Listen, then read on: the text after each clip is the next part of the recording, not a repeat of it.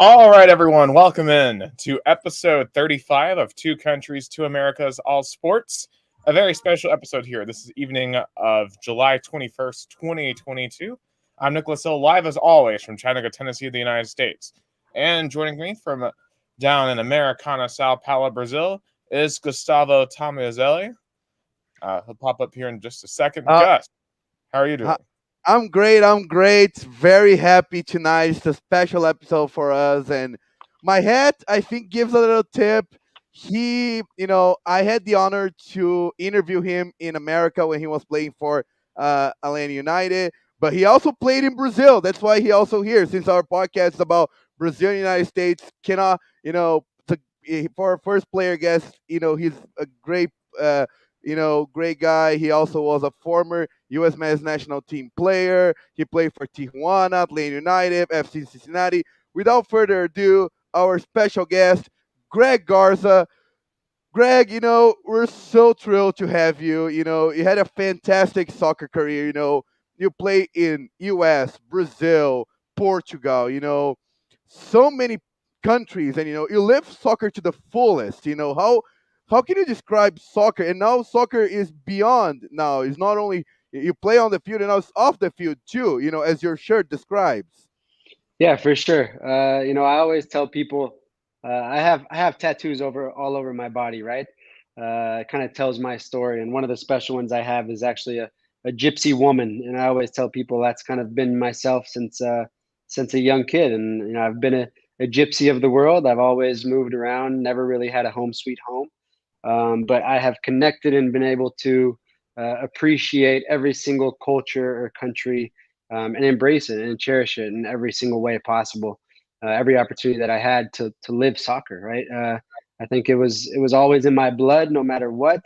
But to be able to always have the opportunity to do what I love in so many different places and see the world the way I did and learn different languages, eat tons of different amazing foods, fall in love with the people from each and every place has been a true blessing and very fortunate to have done so throughout my whole entire career.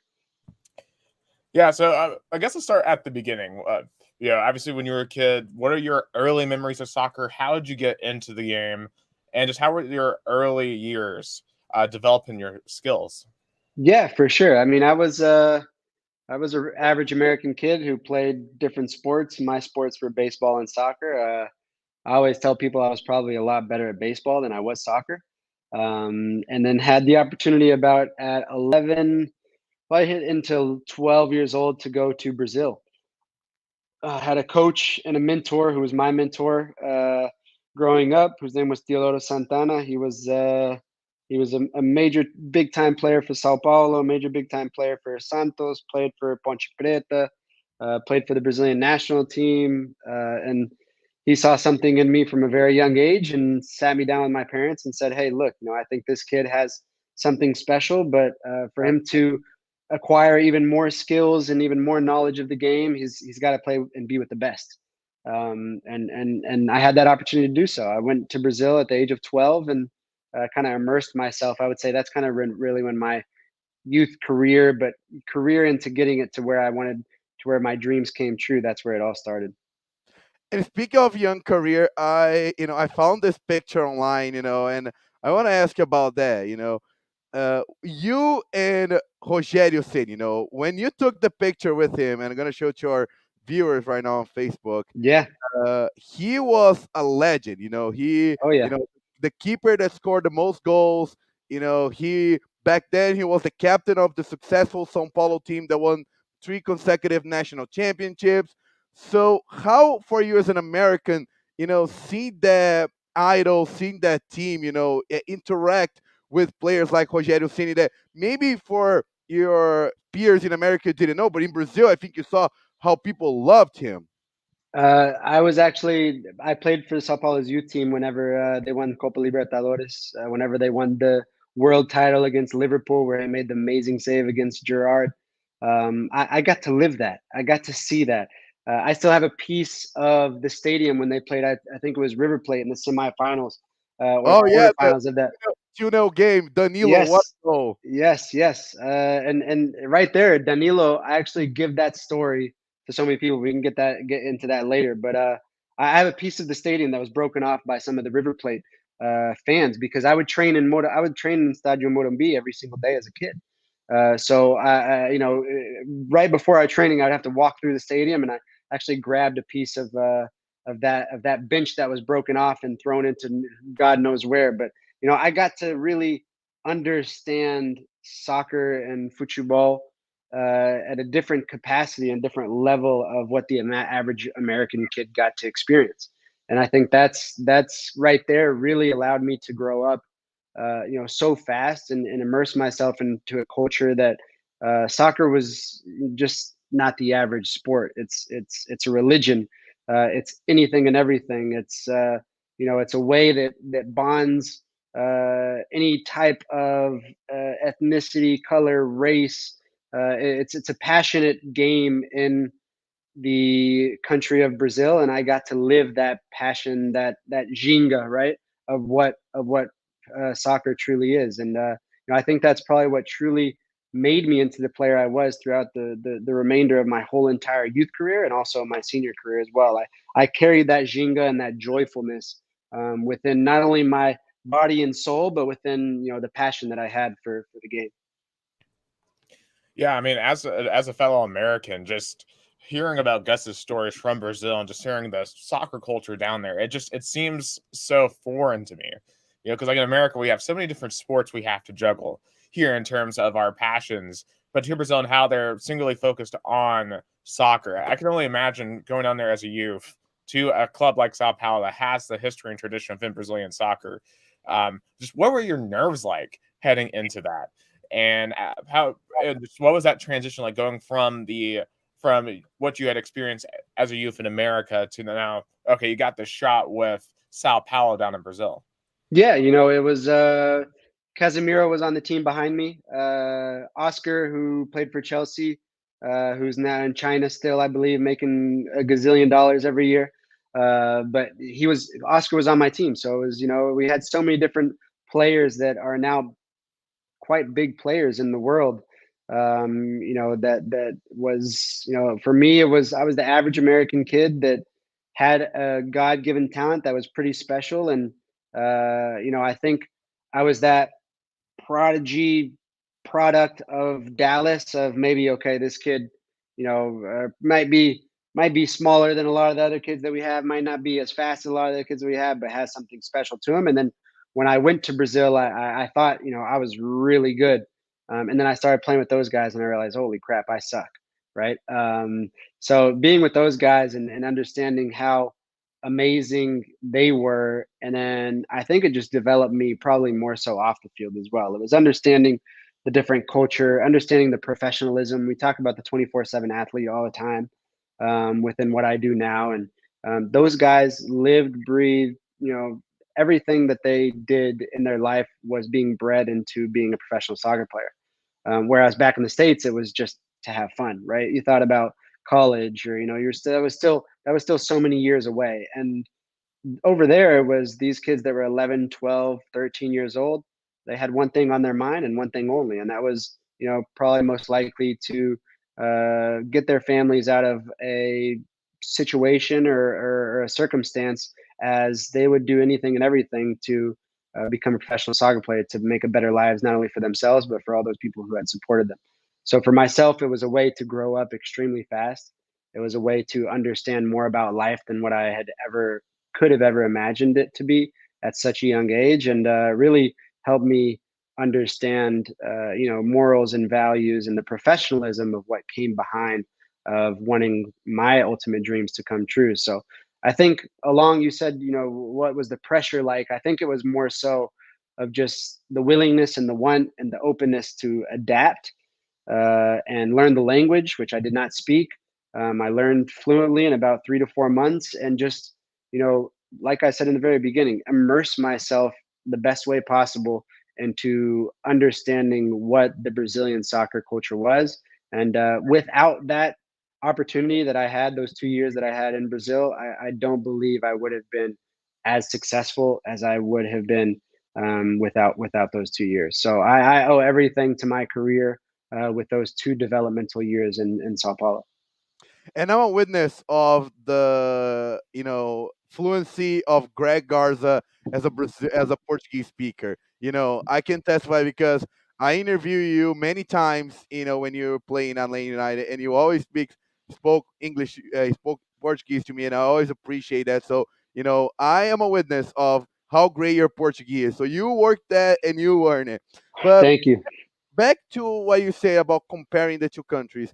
Of course, I think one of the things that when I went to US and I saw, and I wish there was that in Brazil, was the way of, how can I say, young kids that have the soccer talented, but don't, I guess, don't have the enough talent or the enough, I don't know, the luck enough to make the professionals, but they don't have the college education because in US, for example, college football, is an obsession in America. So many kids go to the college football world. A lot of them don't make to the NFL, but at least they got a college, degree. And you saw that, I guess, when you went to Brazil, that a lot of those kids had to sacrifice that education to make it into the professional careers. How you see that, when you're a young kid, to see that balance, that difference between the two countries. It's so different. I think you said it. It's so different of just the cultural piece of how Brazilians are, right? How Americans are, and you have so many different aspects of. I think just the way that we are brought up as Americans, the way that Brazilians are brought up as Brazilians, and that's I always tell people at the end of the day, that's what the beauty of what soccer truly is, right? Is that you can be in a professional environment and have guys that speak multiple different languages, be from all over, the universe and wherever it may be, and it brings people together, and I think that's the main thing that I understood in Brazil was that how much it did bring so many people together. At the same time, you did say, you might have the college education or the other benefits and aspects of what the main focus on is in the United States, whereas it is a little bit different there, right? Education, for a lot of those kids probably came second. Them creating a life for themselves because at the end of the day, we have to be very and quite bluntly honest that is probably the only way out, right? To kind of break that cycle of living in a more lower income or impoverished community, and it is a 1 in a million opportunity and chance for those kids to do that. But if they aren't able to do that with soccer, then it kind of that cycle just continues to go on, and you see a lot of that in the diverse and maybe in the more minority and minority communities here in the United States as well as where it's the NFL players or even the NBA players or these sports to where I always say the sports with the ball is usually all you need because it brings so many people together. The ones where you need clubs or the ones where you need rackets or the ones where you need other things. These are kids who have more priorities and or more not priorities, but they have more opportunities in life. But the ones that just have a ball, that's it. That's all you need to play, and you kind of you understand that opens a lot of many more doors of opportunity for so many other people to follow their dream, but also maybe get out of a circumstance in their life and also help their families. And I think that's probably the difference that I really understood. Is that I always tell people I remember stepping off into the training facility the first day and realizing how fortunate I was, how blessed I was to have that opportunity, and I didn't take it for granted. I cherished it, I embraced it, I used it to the best of my ability, and said, you know what, I'm going to get the absolute most out of being here. I'm going to learn from these guys the best way possible. And like I said from the previous questions as well, I think I learned so much more off the field based on the differentiation of how the cultures are, is what truly probably bred myself into the human being asset that I had for the rest of my life. All right, you are listening to Two Countries, Two Americas, All Sports, episode 35. Gustavo Tomazeli Nicholas Hill, joined by special guest Greg Garza. We do have a viewer question actually that I want to pull up now from my friend Alex Clement. He asked, "Do you think Major League Soccer would ever move towards a system where promotion/relegation. He says, obviously, owners would likely be against this system due to a risk of loss on investment, but curious on a player's opinion. And this is certainly something that Gus and I have talked about a lot. At least I think we've come to a consensus of we would think would make the American game far better, far more competitive. But I'm just curious, as someone who has played in MLS, just what are your thoughts on that? Because, I mean, no other soccer league in the world has as many teams in the main division as MLS, because now we're up to, 31 at this point, and there's still teams. And I'm sure there will be many more, right? It's more of the American way, right? Of the other organizations and institutions of what we have of other major sports within this country. Mexico has now adopted a similar situation with their first division, to kind of get rid of relegation. And, it's interesting to see how this model can be. My honest opinion and answer is that I don't believe it will ever change into a 2 division or a 3 division or relegation or whatever it may be, because I think the league somewhat functions as an investment plan for all of these owners. I always say it's like a Ferris wheel of investments, of where it's just like a stock market, right? The league is a stock market, and all these investors from different cities are investing their money within this stock market, waiting for it to just completely grow and explode and inflate, just like stocks would, right? So it's still in that initial phase, to where if you think back when the league was created in 1994, or maybe just a little before, how much it was to own a team, and now you look in today's world and you compare those two numbers, and you'll get some crazy numbers to realize how much the investment has gone up. So I think from a financial point of view, I don't believe it will ever get to that point. But from a player's opinion, it's always great to play with a little bit extra pressure. It makes you better. I think pressure makes you better. It's always great to play towards a certain incentive as well, right? Of safety or whatever it may be. But I've been in that situation before with my team in Mexico. When I first signed with Tijuana, we were fighting for relegation.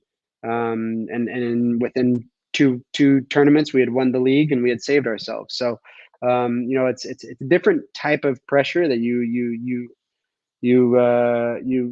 go with. But I ultimately believe that this league will continuously grow.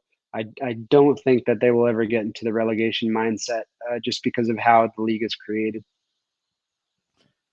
Again, we're speaking with Greg Garza, and he brought up Tijuana. And Tijuana, in Brazil, a lot of people remember in the 2013 Copa Libertadores, because they make a good run. They eliminated Palmeiras in the round of six. In the round, I think the round of 16. Round of 16. Yeah. Mm-hmm. But then, one of the, I think, people here call the miracle foot game. Yeah. One of the things that I mean, the Atletico Mineiro fans, they still have goosebumps every time they watch that moment. How your perspective as a Tijuana player? Did you believe when Riascos kicked that ball and Vitor saved it on the last play of the game, when Tijuana was one penalty away for making to the semifinals of Libertadores for the first time ever? That was a crazy game. I think for us, it was already such a amazing conquer for us as a club, for Tijuana. This is a club that was recently created. It was a club that recently had just moved up from the second division. I got there when they were in the first division. So the first tournament, we were fighting for relegation. We ended up saving ourselves. The next tournament, which was the Clausura, which is the second season in one season, right? We end up winning. Then the next year we go to Libertadores. We make it all the way there. It's really funny because I actually went to vacation with my family. I believe maybe in 2000, right after we won the championship in 2018. We went to Brazil, and I went to a hotel on the beach, in Nordeste, and it was really beautiful. And guess who was at the same resort as me? I looked over, and Victor is sitting right next to me, and with his family. So I immediately we both saw each other, and I obviously knew who he was, and he probably didn't know who I was, but he knew I was a player. You can just kind of tell. And he said, man, we both looked at each other and we both saw each other. I was like, man, but we look familiar, right? And I said, yeah, you saved the PK by us a few years ago and won your guys a Libertadores championship. And he was like, man, I knew I'd recognize you from somewhere. So I think for myself, that was the first time I got to play against Ronaldinho. And I think if I were to say I can really imagine my dreams coming true, I wore Ronaldinho's cleats when I was a little kid. So to have that experience, and I got to play against Ronaldinho plenty of times in my career, but that was a realization, and I think an affirmation of dreams. Truly, dreams do come true. And so I think for me, I can kind of say, I can care less that we didn't make it to the semifinals or the finals, because a lot of us got to share the field for Ronaldinho for the very first time in our lives. No, I had to ask that because that moment probably is the top 5 ever in the Brazilian soccer in terms of emotions, in terms of and I just and how's Riasco's reaction? He ended up playing in Brazilian soccer later, but Yeah, I feel like because everybody focused on Vitor, but it was still for me. That's why I had to ask you, because in Brazil, this moment is such precious, and as you said, sharing the field with probably one of the best assembled teams in Brazil. You had Ronaldinho, you had Luan, you had Diego Tardelli, who went to have a terrific career also overseas. Joe, who went to play in the 2014 national team. Bernard, he went to play in Europe. That team was really good in Atlético Mineiro. That wasn't and Tijuana give up a fight. That was the toughest game for Atlético Mineiro in the Libertadores for sure. You have another game, and that game I actually got. I believe I got Josine.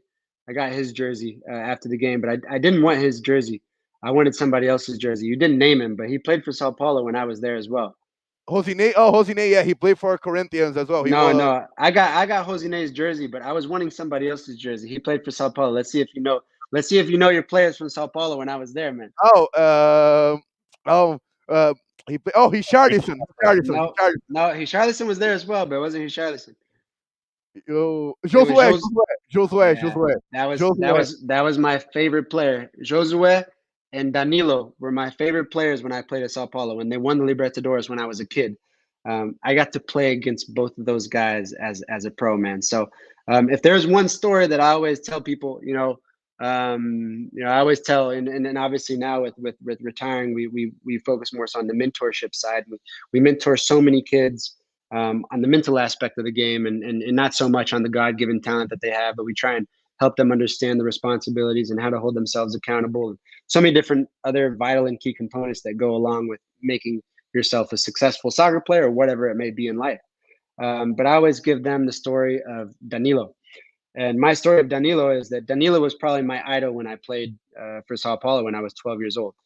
And and so many people ask me, oh, what are the players that you played against? Oh, well, I played against Kevin De Bruyne when I was a kid, Eden Hazard, the likes of Casemiro, Oscar, Ronaldinho, James Rodriguez, Lukaku. We could go Ibrahimovic, Kaká. I have Kaká's jersey from traded from Orlando. We can go all different. We can name Schweinsteiger, David Villa. We can name so many different names of all these guys I get to play against or play with or whatever it may be. And I always tell people, who do you think my favorite player to play against was? And everybody's like, oh, Ronaldinho. And I'm like, no. My favorite player is in Copa Libertadores in 2013. Our group was San Jose de Oruro from Bolivia. We had Millonarios from Colombia, and we had Corinthians. Right? Oh yeah. On Corinthians, Danilo was on that team. Oh yeah. And I remember after the game against Corinthians, and I had gone in as a sub in the first game, and I had gone in as a sub in the second game at Pacaembu. And I remember after the game in Tijuana, I went up to Danilo, and I didn't get his jersey. I believe I got somebody else's jersey. I don't know whose jersey I have. But that was my thing. I always trade jerseys with those teams. But I wish I had gotten his jersey. And one of the things is I told him right after the game, I said, man, another one of those realizations that dreams can come true. I told him, I was like, dude, I watched you win Copa Libertadores 10 years ago when I was 12 years old. And now I get to share the field with you. And I used to watch you train, or I used to watch you on TV and imagine myself doing that one day. And now I'm sharing the field with you. It's unbelievable stories like that for me that will always, those stories for me will always last forever. And it's not so much the likes of playing. Like I said, I can name so many different players that are so much more well known in the world, right? But for me, those moments are the ones that stand out the most. And what's funny, Greg Garza, is that Danilo is one of the players that play for two rivals. He played for Corinthians and Sao Paulo, and Yeah, he's beloved for for those both of them. for both Yeah, of them. It's really rare you play for one team and then he goes play straight to the rival. When he came back from playing yeah, overseas, he beloved in those two clubs. He won world title in those two clubs. He I won know. Libertadores in two clubs. His nickname is Zidanilo Yeah, because he's so cerebral. yeah, So I imagine and it's so funny because not a lot of people in Brazil. I don't see many idolization of Danilo. It's so funny. These are kind of the players that he's not brand, right. flashy, but he is there. He is Yeah. clutch. He's the definition of clutch. Yeah, for sure, for sure. And that was and those are the guys I looked up to whenever I played. And you look at both of those guys, they're probably underrated guys that, and those were my two favorite players at Sao Paulo. Josue, which was, I mean, lethal, the smallest guy on the field, and I was always the smallest guy on the field as well everywhere I played. So, Josue had a heart of a lion, a tiger, everything in between, a liger, right? And I kind of think to myself, that's kind of the player that I was, right? I was a silent assassin or a silent, gladiator that just kind of threw my body into every challenge, and probably why I had so many surgeries and injuries. But it's that's I take those two players into context of that's how I follow. Yeah, just hearing you list off all of these different players that you've played against, played with. I mean, it's insane. And I can just imagine, like, when you see these players on TV when they're playing in like Champions League or they're playing in the World Cup. I imagine that you're seeing things that the average fan isn't seeing because you've seen these guys in person, the tendencies, the stuff that they do on the field. Just when you look at the player, like, just how, when you're looking at a player, how much do you think back to what you've seen in person when you've actually gone up against them in a training camp or in a different match? Yeah, I think it's just more so the word respect, right? These are guys that you respect on such a high level, and you're very fortunate to share the field with them. And I think that's what was always on my mind. Not necessarily. I mean, obviously, an enemy is an enemy always on the field, right? No matter how much you respect them, you want to beat them. But I think just the understanding of how fortunate I was in those moments, and knowing that all the hard work, all the sacrifices, all the things that you had worked towards in those moments, you understand they pay they're paid off in those moments right there, right? And it's funny because there's so many people that probably don't know how many of us get that opportunity to do so. And I was having this conversation the other day with someone. I was actually playing a pickup here in Atlanta, and we started. It was a fan, and started asking me how many players and all the players I had played against, and we went through the list.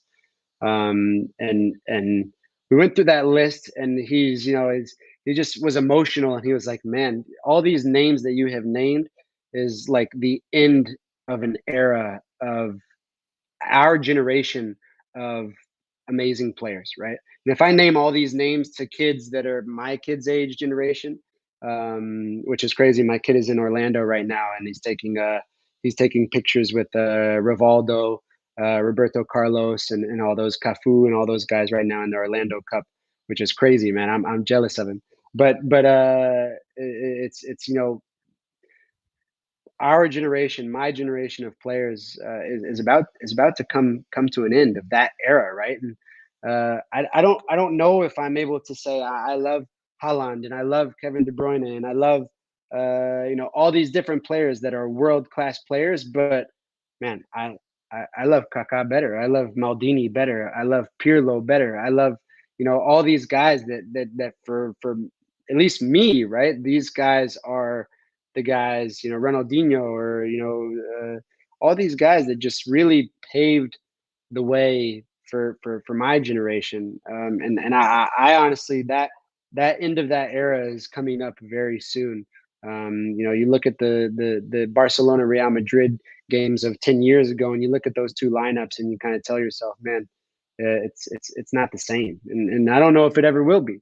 I don't know if there's going to be an era where we can name 50 players and be like, oh my gosh, these 50 players, guys that have won World Cups, guys that have won Champions League, guys that, I mean, you look at the colorful players of all these different, guys that I'm naming, and it's unbelievable what they had achieved I mean, within their careers.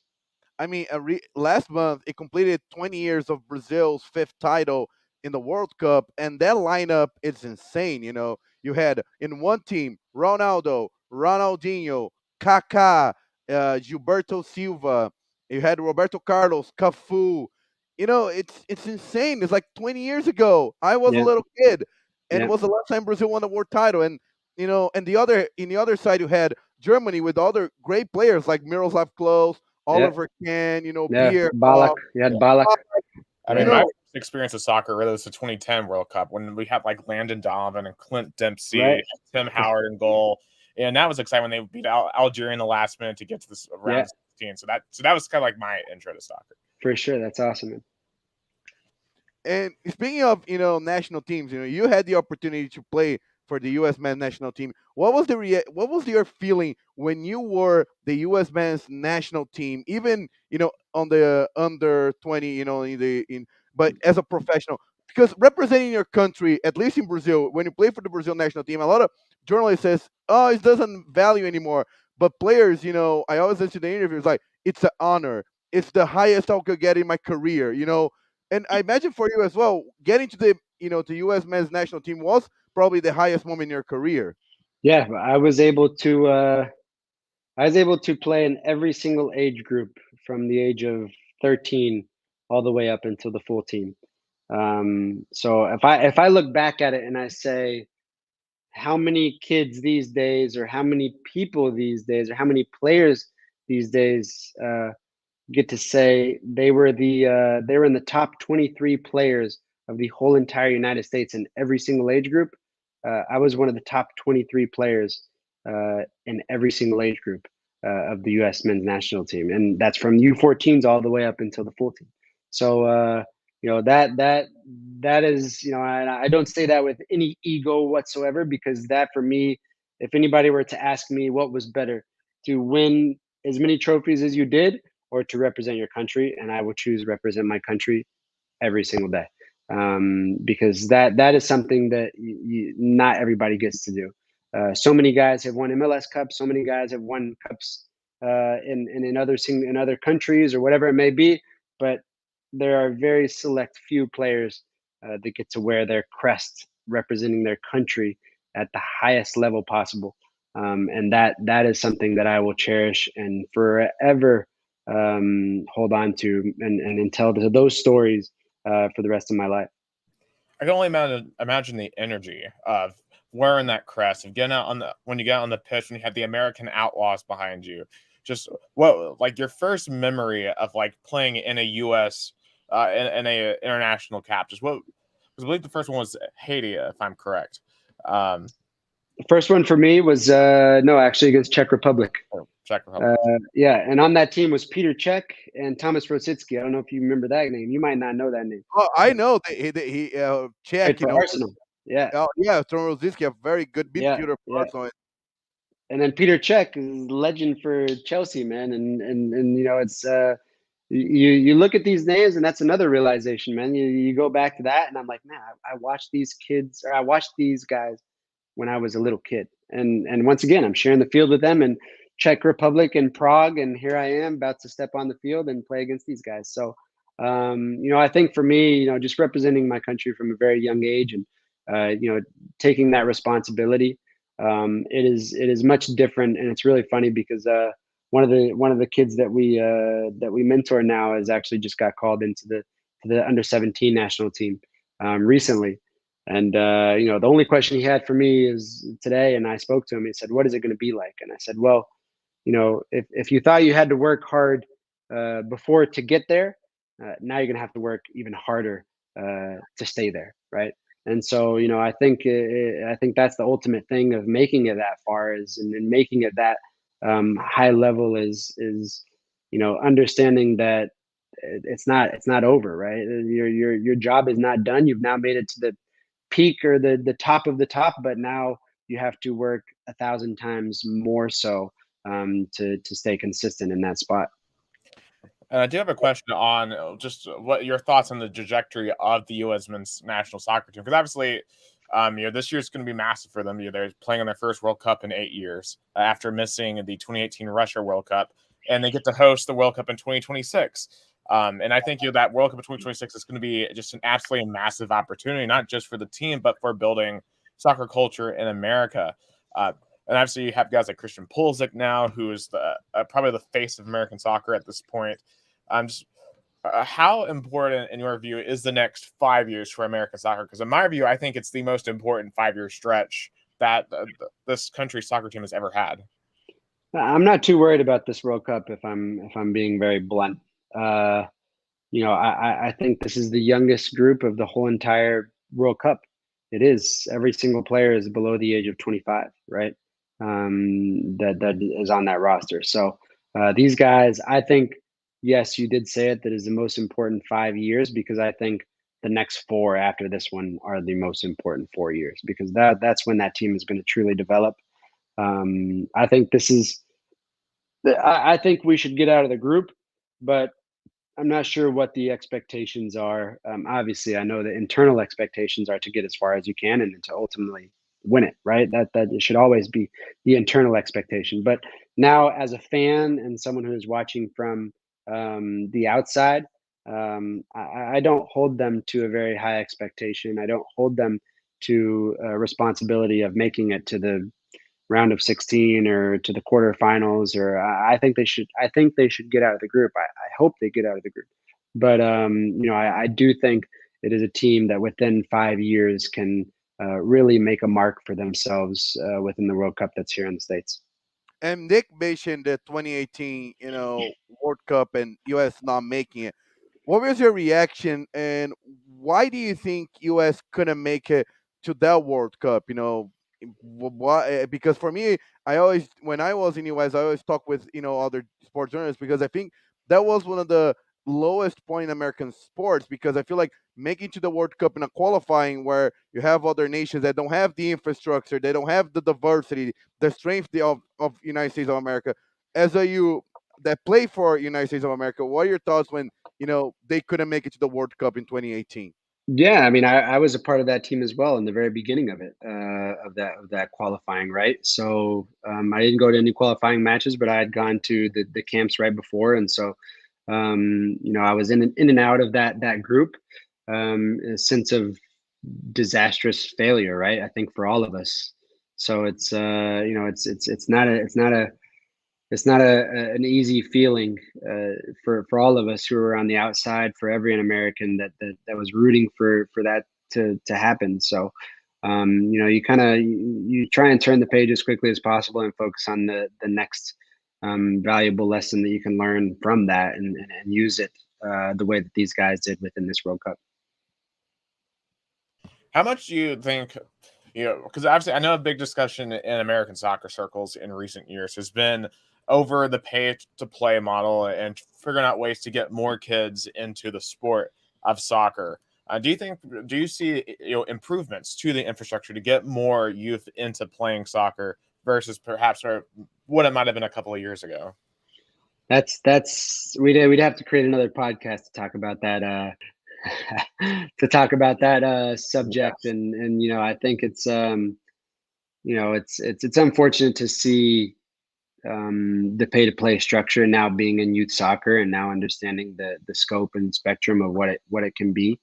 I hope there is one day a platform or just a way to bridge the gap of the word opportunity for lesser income community kids, to really show themselves. I think it gets to a point to where in the United States now, when I was a kid, you could play every single sport, and you could probably play YMCA, and you could probably play whatever it could be, and you can still have the opportunity to show something with it. Whereas in today's world, my oldest son is 9 years old, just turned 9, and he has to specialize in one sport if he wants to do that sport for a long time, right?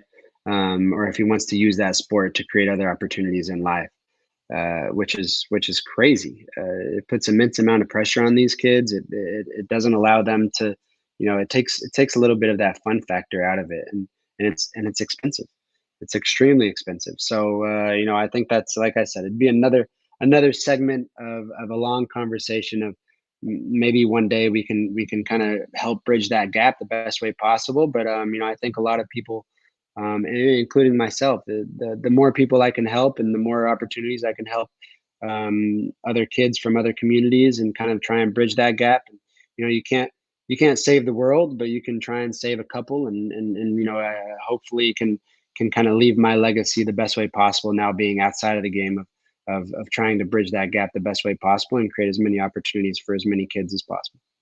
And touching that subject just a little bit, because and I feel like I couldn't understand. I lived in the US for 7 years, and I saw the international communities, especially, for example, you live close there. We met even there, Marietta, Georgia, a heavily Brazilian community with a lot of young people who have the desire of soccer. Some of them even maybe can come play soccer for the U.S. national team because they're born there.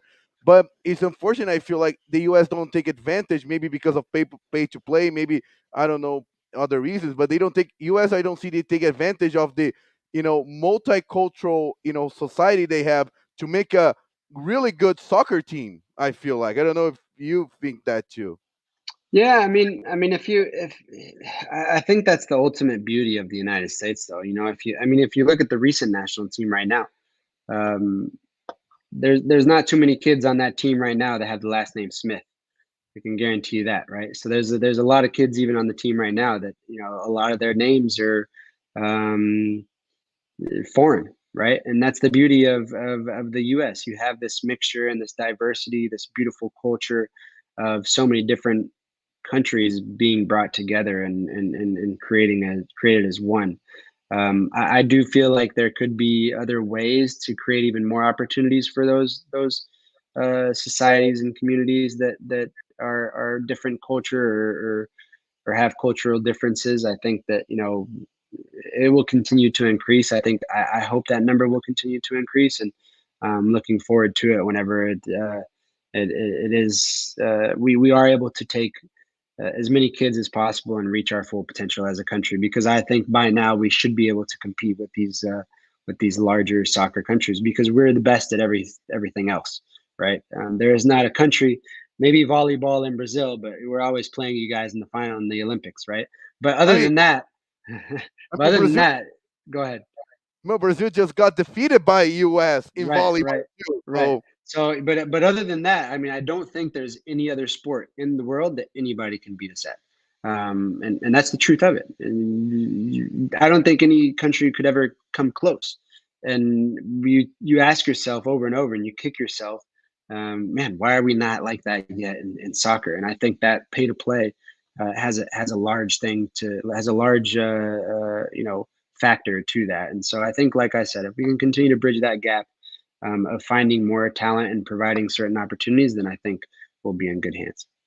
All right, you're listening to Two Countries, Two Americas, All Sports, episode 35. Gustavo Tomazeli Nicholas Hill with special guest Greg Garza.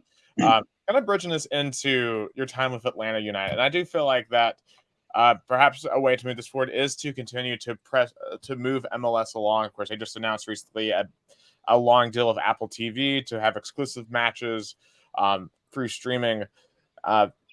You know, MLS right now, I find that in a very interesting position because I find like the popularity is continuing to grow and grow, and and you got to experience the birth of a club. You were a part of the initial Atlanta United squad, and you've gotten to see how it's transformed Georgia. Because I remember, I'm from Chattanooga, so I get to go down to Georgia quite a bit, and I've noticed shortly after Atlanta United first started playing down there, you started seeing Atlanta United stuff everywhere in the Atlanta area, even down I have family in Macon, Georgia. I was seeing flags down there for Atlanta United, even up here in the Chattanooga area. I do, and there's a growing fan base. Of course, now we also have Nashville SC, so that's kind of diluting the fan base a little bit in Tennessee. But just what was that experience like of being a part of a new club in its first season in MLS, especially a team that went on to have a great success early on in Atlanta United?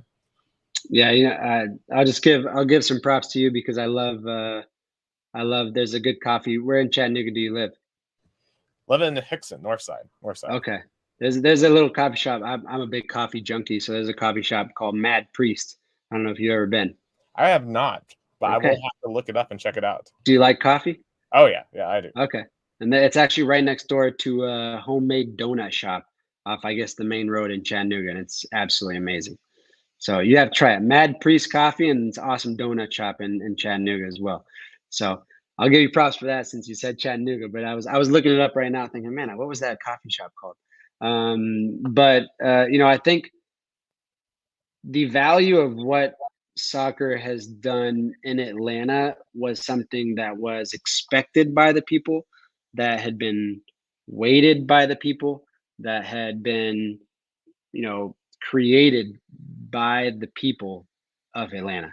I know Silverbacks kind of failed at that. Arthur Blank knew exactly what he was doing at the exact perfect moment and the right time. But I remember our first time being in Atlanta and walking around, and we were all at Lenox Mall, and it was myself, Tito, Leandro, or LGP, and Joseph Martinez, and who else? Carlos Carmona, that initial group, all walking around Lenox Mall on one of our days off, and somebody saw us and came down, and they already had the Atlanta United jersey, and we haven't even played a game yet. And I just remember somebody looking at us and saying, "We have waited so long for this, and you guys will see." And all of us were just thinking, man, I've played in Mexico, I played at River Plate in Argentina. Joseph played all over the world already. And we were like, they're full of it, right? They'll fill the first game, and then after the first game, nobody's gonna go, right? And man, were we wrong. And I think that's the beauty of that was, I think, you look at Marietta, you look at the thousands. I think there's like 20 to 30,000 Brazilians living in Marietta that nobody even knows about, right? Around the metroplex and around the outer, the OTP cities, right? Out of the perimeter cities, which I learned only when I moved here, right? It's called OTP and ITP. I'm on the border right now. I'm in Vining, so I'm on the border of ITP. Still in the cool area. But I lived in Marietta, which was OTP when I played here. But I think the variety of cultures that are all over the metroplex, whether it's Brazilians, Mexicans, and Alpharetta, it's the Ecuadorians and it's the Venezuelans, and they're all over there. And wherever, right? There's Mexicans all over the place in Atlanta. There's set up to be about 1 million Mexicans all over the metroplex or all over the OTP cities, and it's amazing to see how the sport of soccer in Atlanta brought all of these cultures together. And that was the beauty of that stadium. And that is still the beauty of that stadium, that it does not matter what race, color, kid, adult, woman, the LGBTQ communities, whatever, right? Whatever community you are a part of, it has brought so many people together that no other sport in Atlanta or in the United States, safe to say, because I played in Cincinnati as well, and I can guarantee you the Venezuelans and Ecuadorians and the Brazilians were not going to those games. All right. And so you just see the diverse cultures that are in Atlanta and how such a beautiful game can bring so many people together. And that goes along with the success that we had within those first 2 years. And that was a huge and major part of it, was that particular team was also multicultural and multi-diverse, and we spoke so many different languages within that locker room, and we were able to connect with the community of Atlanta. And I don't know a team, and I mean it goes to show. I mean, I think Atlanta United right now has such a great team. They could produce so much, but that connection that we all had with the community of Atlanta was a special one, and that's why we won a championship. And I think that that for me is what truly makes me feel at home. That's why I retired here in Atlanta. It makes me feel at home of having this diverse community and being so close to so many beautiful different types of people all over the city of Atlanta. And speaking of that team, I had the pleasure to cover you guys in 2017, and I'll tell you that environment at Bobby Dodd, it was unique. I know, you have met Mercedes-Benz Stadium, beautiful stadium, state of the art, but that atmosphere that Bobby Dodd Stadium produced in the first, 3 months, 4 months that Atlanta United played, I think it made a huge difference to what Atlanta United become in the years ahead. Because as a Brazilian that saw many, many, many soccer games, many, passionate. That was the passionate, you know, fan base. That crowd was electrifying. And at first, I even asked her, remember, the players got a little bit, they were rushing. I feel like I even asked some of the press conferences, the players were like excited, but sometimes, I remember those few first games, it was kind of hard to get used to that.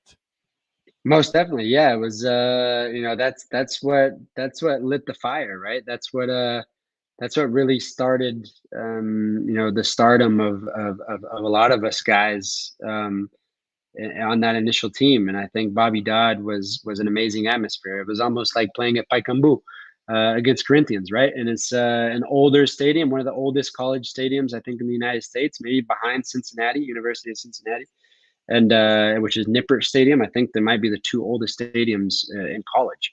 But I think feeling that stadium shake even on the field, and going for a throw in on my side, and having the people on the wall that could probably literally touch me or pet my hair or whatever it may be, right, right next to me, and I think that was something that will always be in the memory, and always be something to look back on and realize how beautiful the game can be in the United States. And Atlanta started a trend because you have all these different cities now, whether it's Charlotte, whether it's Nashville, whether it's Miami, um, that is even Cincinnati.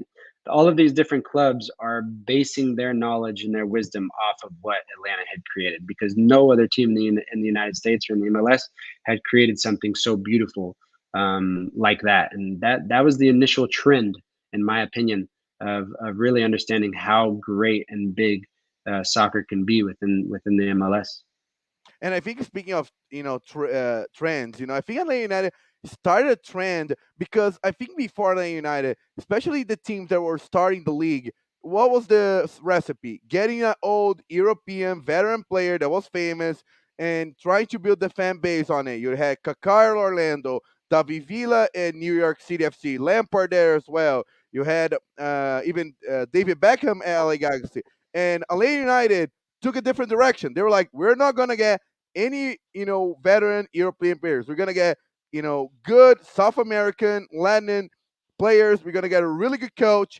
And I feel like now you see more and more South American players in the MLS. You have the current champion, New York City FC, Thales Magno. They got a really young player and they're making a difference. Now they got two more. You have even Cincinnati got Brenner. You got even I think Palmeiras players that getting there. So I think Atlanta Yep. United shift the momentum of the other teams to one direction to another. Most definitely, yeah. Like I said, it started an initial trend for creating the chemical solution, or this, whatever it may be, of success. Yeah. Right. So you said some of the most intense fans you've played up against were those Atlanta United fans that you usually played up against in Bobby Dodd Stadium. What so like what was your what do you remember of that first game inside the Mercedes-Benz Superdome? Just go, you play inside aside the Georgia Tech Stadium for a few months, then you moved to the new Falcon Stadium. Uh, just what was that like, going and playing in front of the inside that stadium under the ringed video board? I just can only imagine that was a pretty cool experience. That stadium is like a spaceship, right? And we actually inaugurate. I always say I don't know if that stadium is the Atlanta Falcons stadium. That stadium is the Atlanta United Right, Stadium. right. I mean, y'all, United's way better than the But you know, it's we inaugurated that stadium. That was the first professional match played in that stadium. Was our first game against FC Dallas.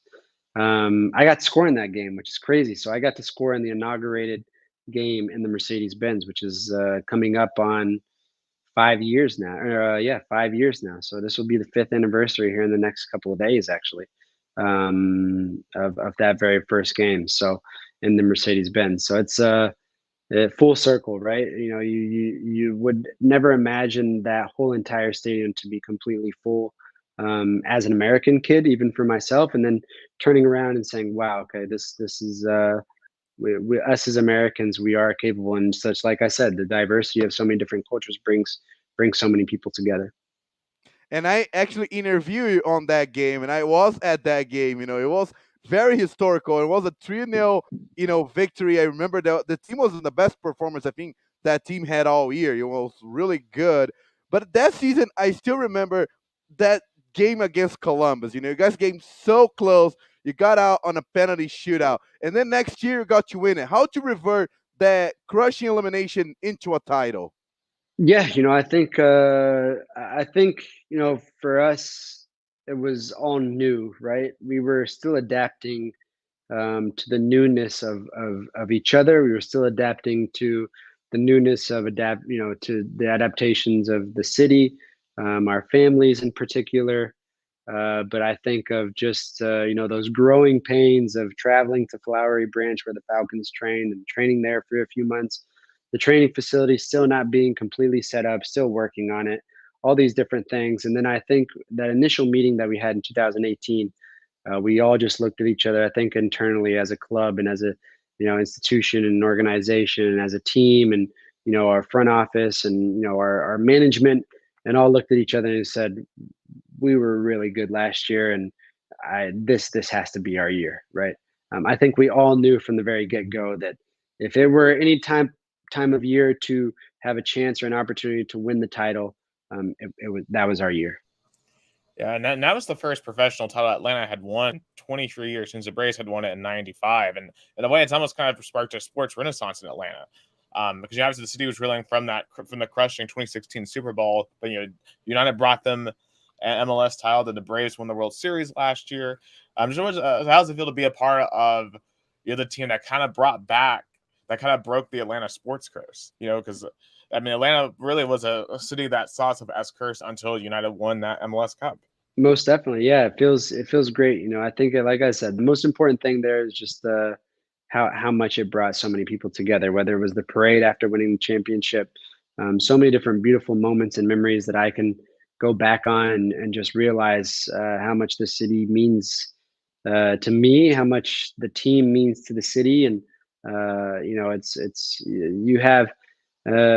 you have many more license plates that say Atlanta United than any other professional team in Georgia. You have many more bumper car, or bumper stickers, little stickers on windows that say Atlanta United than you see Braves or than you see Falcons. And I think that is because Atlanta United is Atlanta's true team to this day, right? It is the first team that so many kids can say, this is my team, right? This is, and then you look at like the kids that grow up and are bred into loving Sao Paulo or Corinthians or Palmeiras, or, they're like born into it.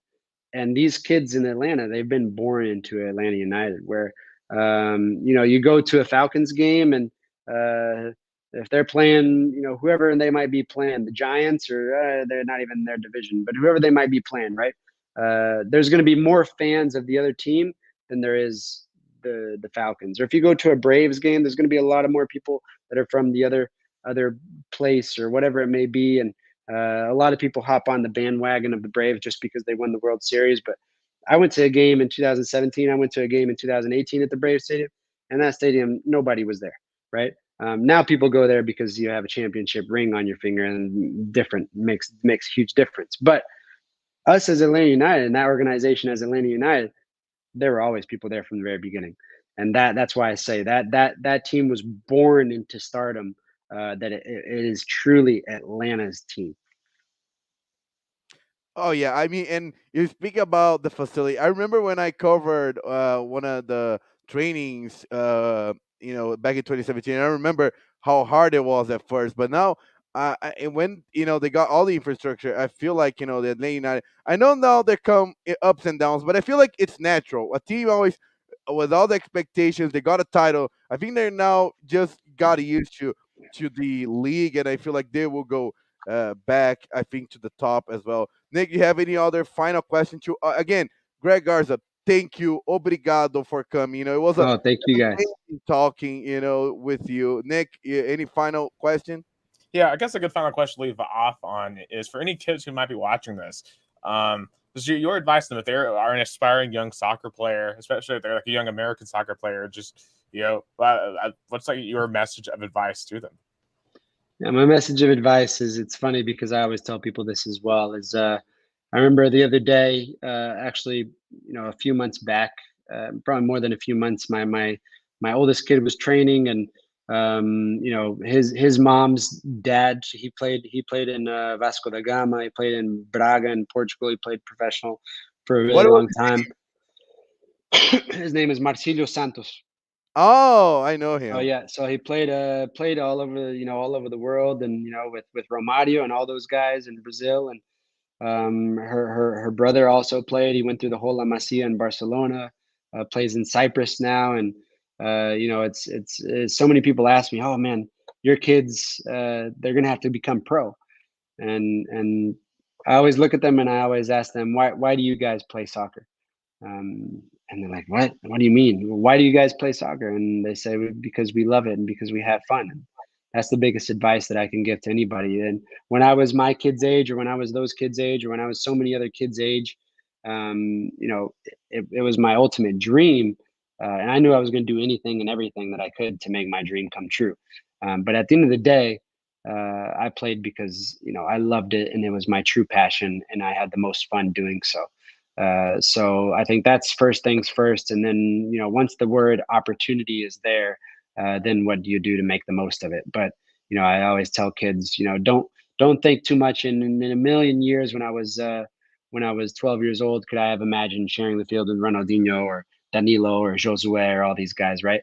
I dreamt of it, but I never thought that would happen. But because I think the fun factor was always there, and then once I realized, okay, the opportunity is there, then I made the most of those opportunities. But the fun factor is what is the most important thing, the passion behind it, and always understanding that the game can bring so many people together. It's a true passion, and nothing else. That's what I'll finish on. Greg Garza, obrigado. Thank you. Send my regards to your wife, which I believe she's Thank you. Brazilian. Yep. Yep. I Thank you so remember, much again for coming on. This was an awesome interview. Great to have you on. Thank you guys. I appreciate it.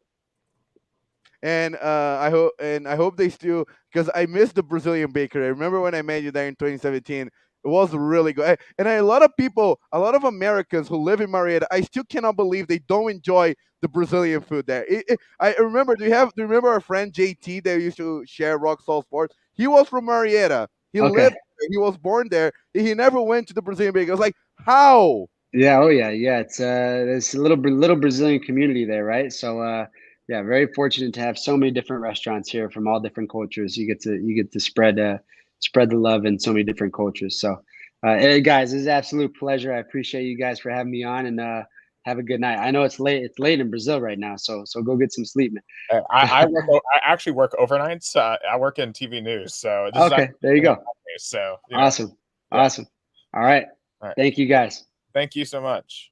That was Greg Garza here on our podcast, Nick. That was amazing. That was give me chills, little chills. It was historical. Listen to a guy who play all over the world. Just say that. And just listening to all the people he's played against and all the different places he's gotten to play in and the different honors he's gotten to receive and the opportunities. It's just it just goes to show, you put in the work, you can achieve anything. And if I want anyone to take anything away from this, is if you work hard, you can do a lot. So if you're feeling down in life, just know that you can do anything. And with that note, we finish historical episode 35 of Two Countries, Two Americas, All Sports. We'll be back next Tuesday with our traditional way of sports news in Brazil and the United States. But for Gustavo Tomazeli here in Americana, Sao Paulo, Brazil, and Nicholas Hill. Chattanooga, Tennessee, United States. Not too far, actually, from where he's at. So I'll have to go check out that Brazilian breaker at some point. See you next time. We beat the fire starter, bubbling up.